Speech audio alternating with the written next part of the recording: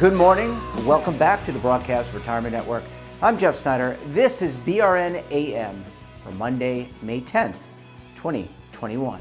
And our top story today, we'll take a look at the Missouri Deferred Compensation Plan and how they're engaging plan members and focusing on financial wellness. Well, joining me now to discuss this and a lot more, Cindy Riemeyer is a certified financial planner and the manager of the defined contribution plans for the Missouri State Employee Retirement System. Cindy, so great to see you. Thanks so much for joining us on the program this morning. Great to see you too, Jeffrey. I appreciate you inviting me and giving me the chance to hang out with you.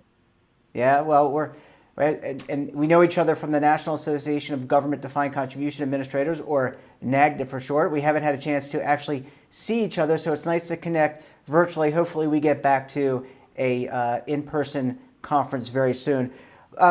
I wanted to chat with you, as a leader of a very large state retirement system, defined contribution program, having gone through the pandemic, gone through COVID.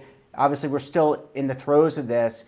Have you had to adjust, or what have you done to tactically to adjust to communicating, to educating, to reaching out to all your members or participants in the program? So, I can't believe it's even been 14 months now. That's what's so overwhelming. Tactically, I'd say that the shift, like anyone else, was virtual. So we went 100% virtual 14 months ago to in-person financial education. And, clearly because of that shift, that increased tactically the ongoing need for additional engagement digitally, and that was more digital marketing, more individual text messaging, social media outreach, and we've seen that go up 100% with regard to the efforts in those digital areas. So, it's definitely given us the ability to provide more webinars, but I definitely also would say that the participation per webinar is sometimes not nearly as high as it would have been if we'd have been in person, visiting a state agency location throughout the state of Missouri. We know we've reached a subset of employees that would rather learn, engage in a virtual manner. So we saw those folks come out of the woodwork, which I thought was pretty cool. I hate to say I'm probably one of those. I don't like to meet too many in person. I don't want to talk on the phone. So listening virtually and or learning virtually is always preferable. So we definitely picked up those folks. But we were also plagued, like I mentioned, with difficulties. And that's participation. And then also it's the state of Missouri. So we're going to have these areas in the state not having the best internet capabilities, bandwidth speed, if any at all. And then employees, and also they're only interested maybe in participating when we get back in person. And I hate to say it, some disengaged most lately, it seems, with the newfound freedoms of working from home, picking up this more lax lifestyle, or that I'm going to get to it eventually mantra. But good news is we're going to be back out there June 1st, and definitely looking forward to that. So yeah, and you mentioned the shift to virtual, and I think people initially embraced it, but we're creatures that need, or most of us like to interact with people one-on-one, and it's hard to get that sense of that same spirit through the virtual experience. At least we haven't figured out a way to take augmented reality and make us feel like we're actually there in person. Financial wellness, overall wellness, I think is really within the financial services industry and just in general really come to the fore in terms of things that we're all thinking about. I want to ask you, in terms of the defined contribution staff, the team at Mosers, the board that oversees the plans, where does this rank? Is this now top of mind? Are you doing more conversations as a group about how do we help people so that they are able to retire on time, that they do have the resources they need to deal with unexpected emergencies, et cetera?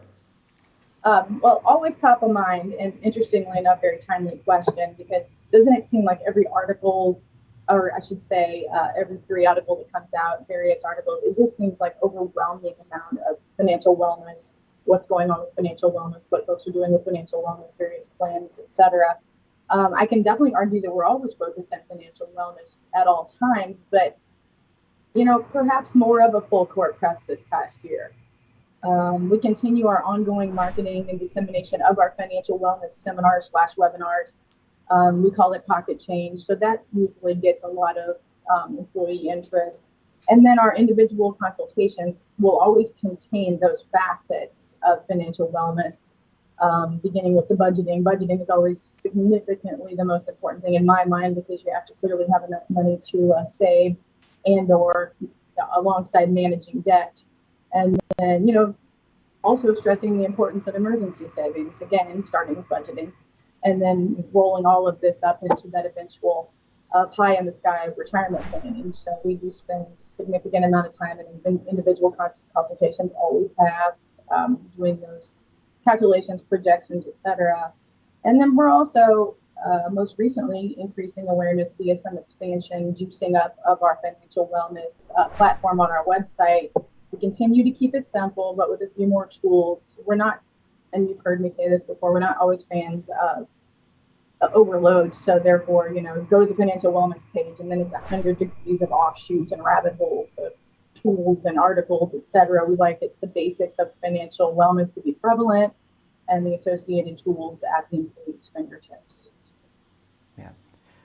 Cindy, obviously during the pandemic, it's all about keeping people safe. It's about the staff safe at Moser's, keeping the retirees, pre-retirees safe, and just keeping the lights on, right? I mean, that's what people have been focused on. But when you're thinking about improving the plan, improving the defined contribution plan, what are you and the board, the staff, thinking about? You mentioned a lot of the communication, the education, the financial literacy, the unexpected emergency savings. What's top of mind in terms of future potential improvements working with your record keeper, your consultant? Sure. We're always evaluating the participation in the plan, the rated contribution, various benchmarking data, income replacement potential, and identifying where any improvements need to be made. We've made strides this past year in reducing costs even more and continually working with our record keeper to make our platforms more user-friendly, and that's going to continue into the future with our partnership with our record keeper. With regard to plan design, we remain proud of the simplistic nature of our investment lineup, and we continue to recognize that, sure, the savings rates could be higher, so we're going to combat that with our education and getting out there as much as we possibly can, and continuing to gauge also, which will help savings rates, the appetite of our current Missouri General Assembly to progress any legislation in the future to enhance automatic enrollment, including automatic increase. So that's one of those things with the state plan, with regard to those type of plan design changes, we have to get some sort of legislation to do so, but yeah, well, not a small agenda by any means, but these plans are evolving. They're different iterations, and they get better and stronger over time. Cindy, I want to take a very quick break. When we come back, we'll talk to Cindy about engagement, plan data, so much more. You're going to want to stay tuned right here on BRN AM.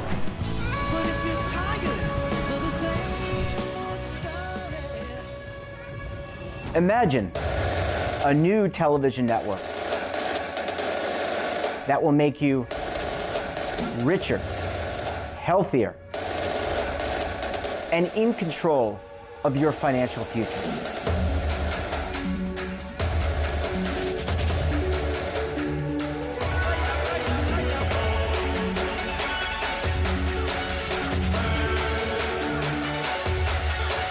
This network is for the policewoman in Nashville, Tennessee, the baker in Dubuque, Iowa, the teacher in Lexington, Kentucky. We want to make the idea of savings and retirement culturally relevant. But what do you see as a defining issue of the midterms, especially for the smaller businesses? I mean, they are the lifeblood of the American economy.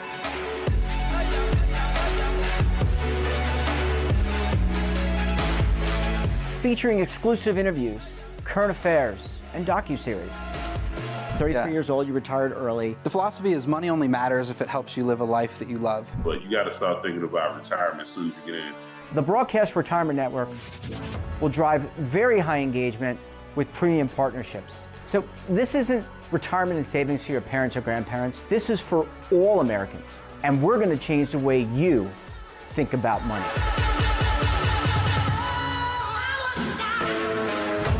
Welcome to the next frontier of retirement and savings.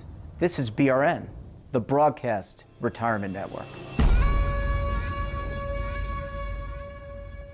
Are you stuck with a low credit score? A credit report and score that's causing you to be denied credit or pay higher interest rates than others for the same things? Then do what Terrence did and call Credit Repaired for your free credit evaluation to help restore your credit. I started thinking about buying a new house, and my score wasn't where I needed it to be. I called and spoke with one of the representatives, and we just had a good conversation, and I liked what he was saying.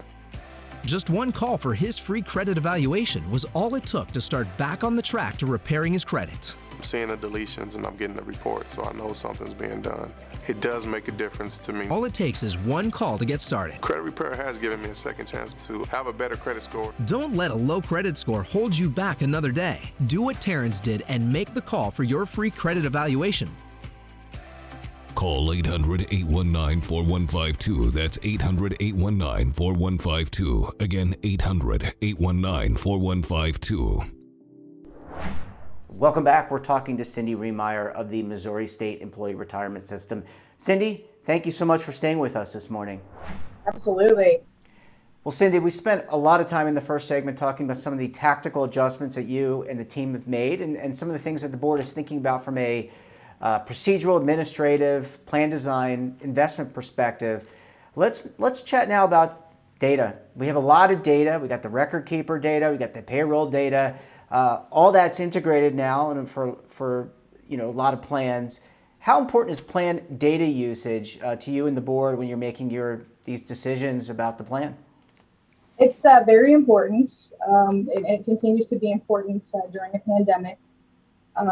We continue to report to our board of trustees on an ongoing basis. Each of our board meetings, typically 6 board meetings a year, if not more often, as requested by our board. The various participation, savings contribution or savings rates, balances by use of service, by age, by gender, what our automatic increase and automatic enrollment data looks like, usage of our particular funds.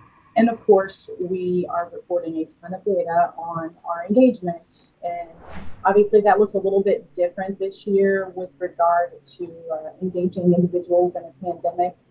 And we're being honest with our board and, talking about, are we truly getting that engagement attention span that we'd like to get from participants? And perhaps, it's not as wonderful as we would like it to be, but we're putting it out there. We're talking about it. We're getting a lot of interest from the board. And we're actually going to be talking at our June retreat about some what's been going on this past year and any additional questions they have with regard to data or something else they would like to see even perhaps. So that's always fun. And just even getting them engaged with these plans. Yeah, well, certainly you got to be able to benchmark and measure in order to know whether or not you're headed in the right direction. So this data certainly can help in that regard. One question I had, or a question that just came to mind, is integration. You've got a pension plan at the state of Missouri, and is the pension plan for many of the participants in the program? So they have access to the pension plan, but also the defined contribution plan. Is that all integrated? So does someone see kind of this integrated picture of what their total retirement is outside of their individual savings? Yeah, so there actually are 2 defined benefit pension plans for state of Missouri employees. There's Mosers, which is for general state of Missouri employees. And then there's also INPERS, which is highway and highway patrol defined benefit pension plans. So we do work with those pension plans, and employees are provided on an ongoing basis a picture of their pension income replacement data as well as the income replacement potential from the savings that they are accumulating in the Missouri Deferred Compensation Plan. And of course, alternative scenarios of what it looks like if they were to increase their retirement savings and what that income replacement looks like based on a normal retirement from these defined benefit pensions. So we find it most important to express the information in percent, obviously, because it makes more sense to express defined benefit pension income replacement in a percent, given that salaries change throughout a career. So yeah, that is at their fingertips, and hopefully we're getting more and more people to look at that on an ongoing basis in an effort to just say, okay, am I saving enough over here in my supplemental savings in an effort to perhaps replace that 85 to 100% or whatever it is they think they need. Yeah, and it's important. Look, I mean, it's important to have all this data. You got data.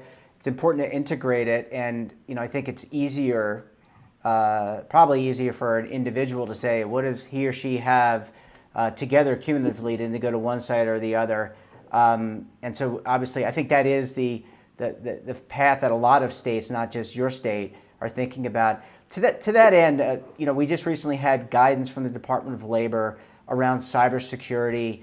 This is not a new topic. Cybersecurity, privacy, data management, making sure that you're doing things on behalf of your constituents, your participants, your members, and taking care of their data. Where does cybersecurity sit from the staff's perspective, the board's perspective, your perspective? It seems like as of late, especially the last couple of years, cybersecurity has been probably the most important as it pertains to either the defined benefit pension plan or the defined contribution plans. It just seems like the efforts are endless, which is great. It's insane how we continuously receive updates from our DC plan record keeper on their internal controls, steps to improve security of our participant data, steps to ensure that our accounts cannot be compromised. This is going to include like the Fort Knox of security questions, multi-factor authentication, et cetera. It's all out there on the forefront in use. Although I'm not directly involved on our defined benefit side, I'm in and aware of the ongoing discussions, and there are ongoing, constant, it seems like, security audits that, in an effort to identify any shortcomings, kind of drill into the organization to be like, okay, let's try this and see if someone can get through, et cetera. So, and then again, just always following up on ongoing enhancements to ensure our members' security. Yeah, and this is like we were talking about with plan design. This is ever evolving. This is that hackers are being very smart, very cunning when it comes to data. That requires not only due diligence at the state level, but also probably local payroll administrators at the local level, municipalities, cities, et cetera, throughout the state, and also vendors, right? You've got to make sure that your vendors are taking the steps possible, knowing that no system is perfect. There's not going to be this wall of invulnerability that's going to be created. Yep, it is shocking the mechanisms that these phishers, hackers use. Shocking. Yeah, well, it's horrific, but you're always going to have bad actors. It's up to us to kind of continue to protect our stuff individually, but also on behalf of those we work for. Well, Cindy, we're going to leave it there. Really appreciate you coming on the program. Really enjoyable conversation. Want to wish you and the team at Moser's a great rest of the day, and have a great week. We'll talk to you again very soon. All right, take care, Jeffrey. And that wraps up this episode of BRN AM. Have a topic of interest, someone you think we should talk to, then drop us a line. And don't forget, for all the information in retirement, markets, technology, personal finance, so much more, all in one place, check out today's edition of our daily newsletter, The Morning Pulse.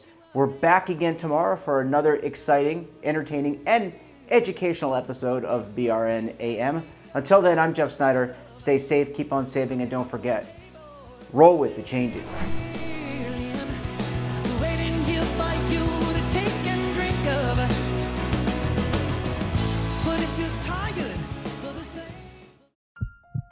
Are you being audited and do you owe the IRS $10,000 or more in back taxes? Is the IRS threatening to take more of your money? Don't fight the IRS alone. The Tax Doctor is here to help you negotiate your tax bill and reduce your stress. The IRS can freeze your assets and seize your bank accounts, but you can stop these IRS actions.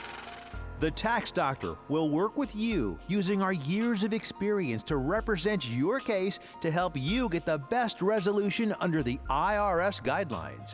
Help is here to deal with the IRS to reduce your stress. We've handled thousands of cases, so we know what we're doing. If you owe $10,000 or more in back taxes, do not call the IRS alone. Call a Tax Doctor now for a tax emergency analysis. Call 800-224-6439.